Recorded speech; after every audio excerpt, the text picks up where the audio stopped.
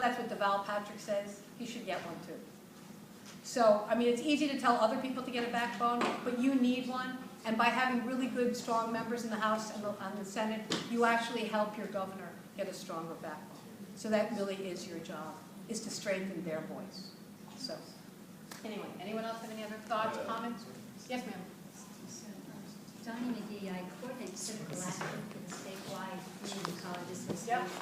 I want to thank you, first of all, your passion, your humor, your cutting it down to the arithmetic that's going to affect us all is just, it's wonderful because the real concerns that I see here is if we don't get fired up, ready to go and get our base fired up and really speak out for the future, not of just the nation or of the state or of the communities, but of our community college system of public higher education.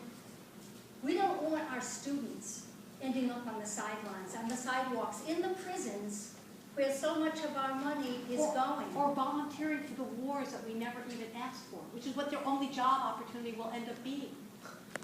There's a clear choice here, and too often our students aren't even acting, they're not signing up to vote, they are not registered, they don't vote in their own behalf. If you can get your students to register before October 17th, the League of Women Voters will come in and do some registration tables. You can have information out there, but have these conversations. Have them with your students in appropriate settings. Have them with your family and your friends. If you can go to New Hampshire to canvass and talk about the need for Obama to really win there, and if we can link all our own colleagues in this state to the connection that not only do we want Obama to win, we want Warren to win, because we have to send a strong mandate. Obama needs Warren.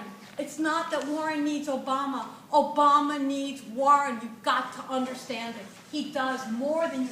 Please watch Inside Job and you will understand why Obama needs Warren. That's all I'm going to say. No, absolutely. So I thank you, and I hope that she's fired me up, even though I usually am pretty fired up.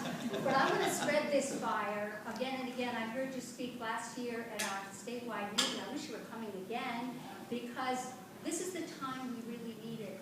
It's such an important juncture in the future of our country and the future of everything we stand for. Access to quality public higher education and public schools. Everything on the other side is going to be privatization, no safety net for anyone, and we will be fighting wars and have no security. So Let me remind you something. I've always said this over and over again. Americans are such funky people because they are philosophically conservative but operationally liberal. Don't touch my Medicare. Came out of whom? A Tea Party man. He had no idea that Medicare was government. They want good roads. They want good schools. They want affordable education. They want to go to a doctor when they're sick. Think of all these things. They are operationally liberal, but philosophically conservative. We need to help them understand that when you act on your philosophy, everything you value disappears. I always say to people, I am not the left. I'm the radical middle. I am what people want.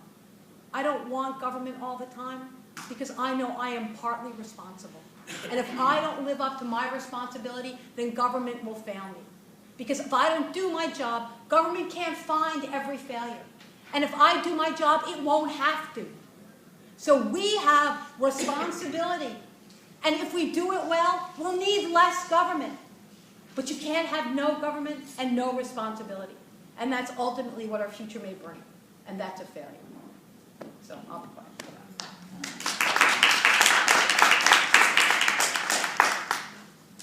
Okay, thanks very much, Arnie, for coming. Really appreciate it. And thank you all for your